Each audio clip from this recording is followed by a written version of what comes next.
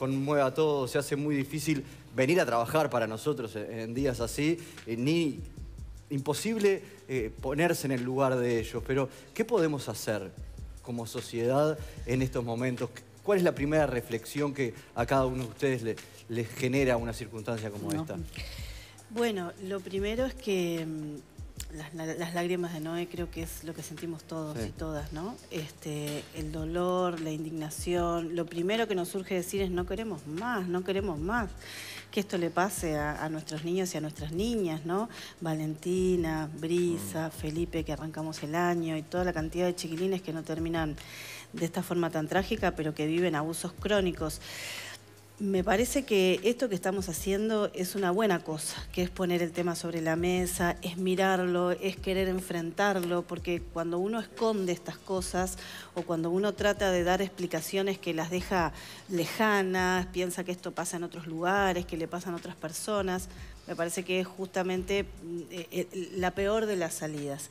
Duele mucho, pero también nos tiene que abrir la posibilidad de reflexionar, a pensar, y a pensar que, bueno, que tenemos que seguir redoblando esfuerzos. Y a veces uno entiende las salidas destempladas y la reacción de la gente de rabia y de impotencia. Por eso a veces también choca cuando se pretende a veces intelectualizar alguna reacción y... Hay que causar, hay que las venas, tratar ¿no? de causar esos sentimientos, ¿no, Rodo? Sí, sin duda, nos interpela y justo con Andrea lo hablábamos, hace un rato conversaba con un colega, con Gustavo Álvarez, y esto es algo que hacemos periódicamente, nos encontramos en los medios, nos llamamos por teléfono o hacemos reuniones para analizar estos temas periódicamente, son históricos, o sea, nos pasa una y otra vez, y cada vez que incidimos y trabajamos en esto, que lo hablábamos con Andrea antes de entrar a piso, son años y años de historias repetidas. Digo, yo creo que de alguna manera tenemos que empezar a deshojar un poco esta realidad, pero más que nada para entenderla y pensar en un camino más integral. Estos días, pena de muerte, que los violen, que los maten. Bueno, pero tenemos normas en nuestro país. Primero, no estás de acuerdo con la pena de muerte, digo, esa posición uno la tiene muy clara. También creo que hay que separar aguas. O sea, una cosa es el abuso sexual infantil y otra cosa es el violador callejero, el depredador callejero, que en Uruguay hemos tenido un montón de historias. Y tenemos historias recientes. La muerte de los trans, por ejemplo, 2012 y otros más. Niños, niñas y adolescentes. Hablamos de un caso de Rivera hace unos años que con Andrea de alguna manera también tuvimos trabajando. Entonces uno dice, ¿qué hay que hacer? Bueno, empezar a pensar seriamente. Ahora, imaginemos, le dan lo más grave que se pueda en materia de cárcel. Porque, a ver, partimos de la premisa que puede haber cadena perpetua, es un tema a discutir, ¿cómo no? Castración química, también. Todas las posibilidades hay que ponerlo, hoy no hay. No. Ahora, en esos 15, 30 años máximo que se le puede dar, Robert, con buena conducta, ¿en cuánto sale? Y pueden 20 salir, dicen algunos juristas. Entonces hay que pensar que cuando se votó la ley de humanización del sistema carcelario y todo el proceso de redención de la pena, o sea, redimir tu pena, capaz que habría que haber pensado si algunos delitos debían estar. Pero tampoco sabemos si sale recuperado, ¿no? Es que ahí también, bueno, ahí tenés otro tema. Ustedes lo decían, los evaluamos cuando entran, los evaluamos a medio proceso, los evaluamos al final. ¿Hay posibilidad de rehabilitar o no? Y bueno, hay casos que... el abuso sexual, en algunos casos, uno ve resultados, pero no estamos hablando de este caso, que es algo que también la gente a veces se entrevera. Ahí nuestro Código Penal, a ver, nuestra legislación en general, parece haberse quedado, con lógica además, en el tiempo, porque ha avanzado mucho lo que vos estudiás, la psicología criminal. Sabemos mucho más hoy de esas cabezas, de cómo funcionan. Pero hay que aterrizarlo. Claro, y si están recuperadas o no.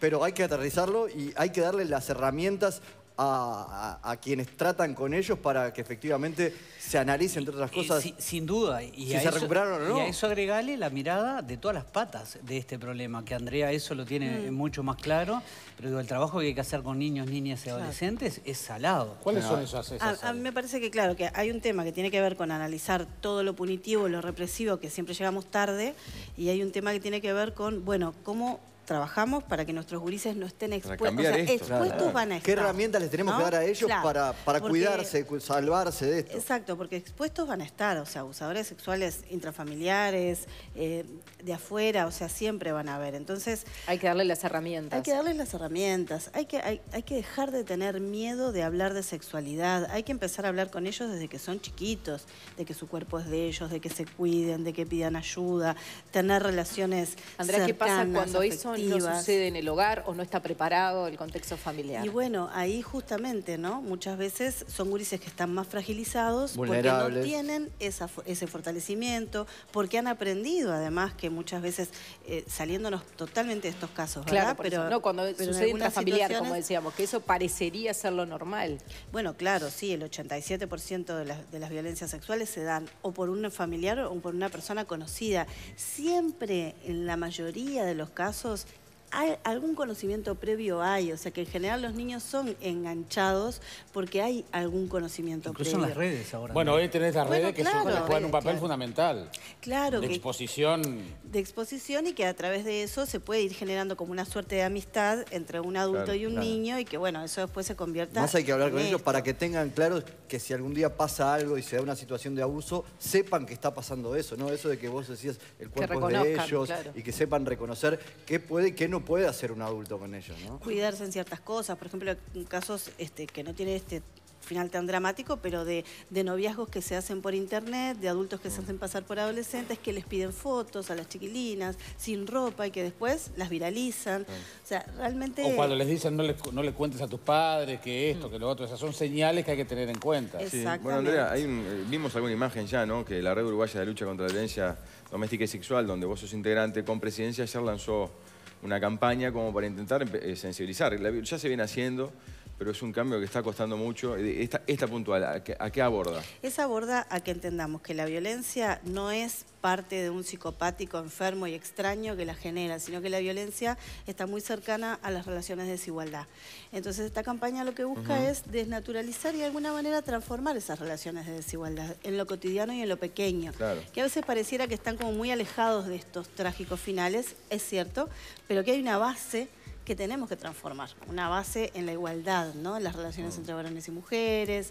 Hay un spot que habla justamente de cuando se viralizan una foto de una mujer que se la cosifica, se la pone, ¿no? Y entre los amigos se pasan esa foto y la hija les dice, pará, papá, ¿qué estás haciendo? Puedo ser yo, ¿no? O sea, que empezar a transformar esa cuestión más cotidiana que reproduce el machismo, en definitiva, que es uno de los problemas, no es el único. Y creo que hay un detalle que no es menor. Estudiando para este tema, miraba los datos del Ministerio del Interior, ¿no? Y en el primer semestre habla de 175 situaciones donde hubo tentativas de violación o violaciones. El primer semestre, En el primer una semestre. por día. O sea que partimos de la premisa que podemos llegar a 300, 300 y pico a lo largo del año, Sí, ¿no? 350, una por día. Claro, entonces uno dice ahí, detrás de esas situaciones, ¿hay un personaje como este? No sabemos. Entonces, ¿esto qué nos muestra?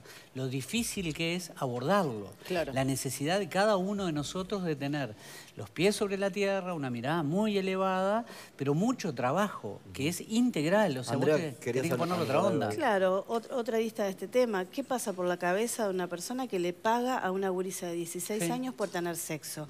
Y eso no es un loquito. Esos son muchos varones consumidores que sostienen un mercado sexual. A una gurisa de 14, de 13, de 12. Entonces me parece que hay que abrir a Sí, mirar te voy un a poquito agregar más. otra de la que poco se habla. ¿Qué pasa cuando un hombre adulto le paga a otra mujer adulta, y pasa mucho, que lo lleva a debutar por tener sexo con un adolescente de 13 o 14 sí, sí, años, ¿no? exactamente. El tío, ¿Qué que... estamos promoviendo? Era parte de no? nuestra historia eso. Claro, es Era el verdad. folclore de los varones de nuestra época. Y más que de tu época. ¿no? También sí, creo que sí, ¿no? Pero sigue pasando hoy en Sí, día, claro. ¿eh? Sigue pasando, no es Por eso digo, Es sigue sociocultu- pasando. Esto es sociocultural, digo, que ahí, yo le hablaba con Andrea antes de entrar y digo, uno siente que a veces se polariza, esto es como Nacional Peñarol y no debería ser así. No, lo que ya, ¿qué concepto del sexo le introducís a ese Eso. adolescente al que lo llevaste a debutar de esa manera? Claro, ¿no? cuando en Claro. realidad tiene que ser todo un proceso, ¿no? Pero lleva tiempo y va a demorar años en cambiar. Lo que tenemos que lograr es que las cárceles funcionen, sí, que la retención sea permanente, si es que no le queremos poner cadena perpetua, sí, que esto genere un debate en el Parlamento, también. Pero lo que no podemos es creer que lo políticamente correcto es decir, mátenlo, que lo políticamente, porque es fácil decirlo. El tema es que tenemos que trabajar sobre otras bases que construyen lo que es nuestra sociedad saludable. No sacarnos el problema puntual de arriba, sino trabajar todo. Trabajar, y se habrá para trabajar. Andrea, y para te quedaba cambiar. algo por decir. Me quedó algo, ¿no? ¿Se acuerdan del horrible caso del baño de Santa Teresa, que un montón de gurises abusaron sexualmente de una chiquilina? Y ¿en qué cabeza cabe eso? ¿Qué fueron a buscar esos gurises de 25, 30 años? ¿Gratificación sexual? No, hay un sometimiento y la viralización. sexual. Y la gente que viralizó riéndose de alguna manera con ese morbo. O sea, esto está mucho más metido dentro de cada uno de nosotros que lo que queremos ver, ¿no? Totalmente. Andrea y Robert, muchísimas gracias por acompañarnos. Perdón, disculpas.